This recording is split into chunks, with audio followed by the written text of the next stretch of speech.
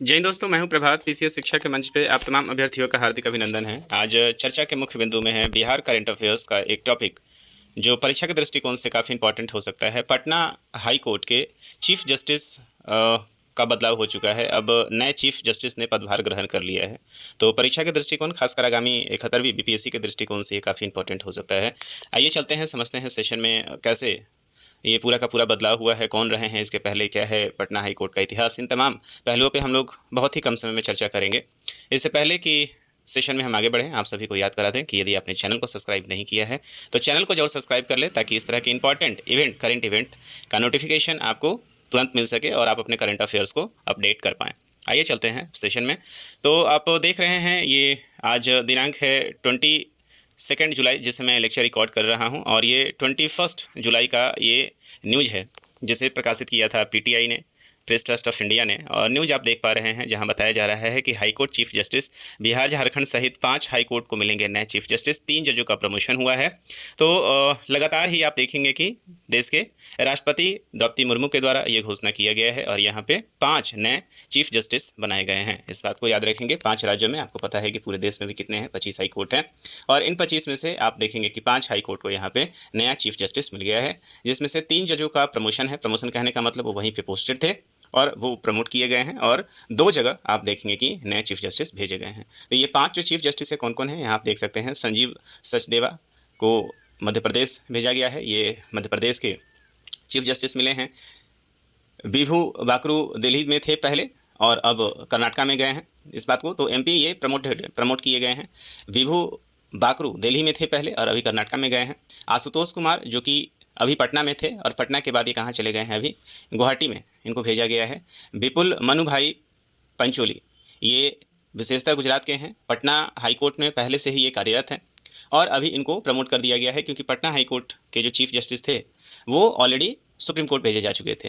5वें नंबर पे हैं तारलोक सिंह चौहान, जो कि हिमाचल प्रदेश के थे और अब उन्हें कहाँ भेजा गया है, झारखंड भेजा गया है। तो काफ़ी इंपॉर्टेंट ये लिस्ट है, इस बात को याद रखिएगा। इसमें से आप देख पा रहे हैं 3 ऐसे जगह हैं, फर्स्ट, सेकेंड, और ये आप देख पा रहे हैं 3 ऐसे जज हैं यहाँ पे जो प्रमोट किए गए हैं। यहाँ पे देख सकते हैं पटना के प्रमोट किए गए हैं।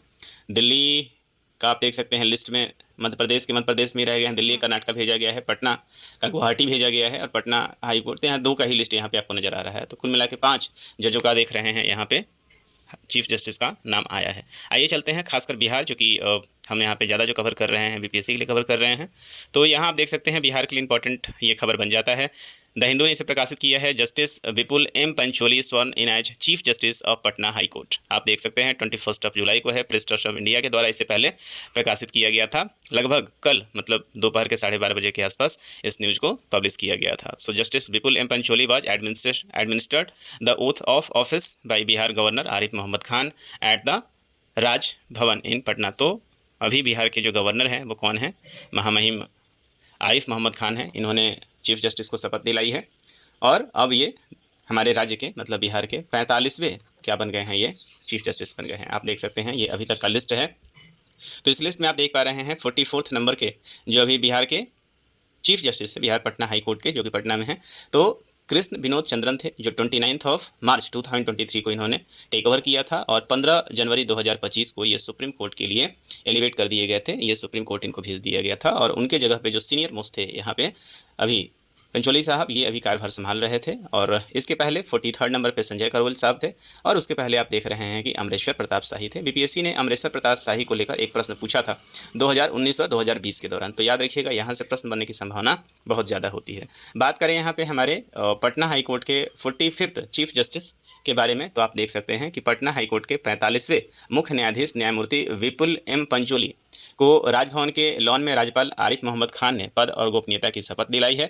सोमवार को शपथ ग्रहण समारोह में भाग लेने के लिए विशेष तौर पर गुजरात हाई कोर्ट से 10 न्यायाधीश भी यहां पहुंचे थे। शपथ ग्रहण समारोह संपन्न होने के बाद पटना हाईकोर्ट परिसर स्थित शताब्दी भवन में दोपहर 12:15 बजे इनका स्वागत किया गया है। इस कार्यक्रम में हाईकोर्ट के सभी जज, अधिवक्ता आदि उपस्थित थे। कार्यक्रम के बाद मुख्य न्यायाधीश न्यायमूर्ति पार्थ सारथी के साथ बैठकर सूचीबद्ध केसों पर सुनवाई की है।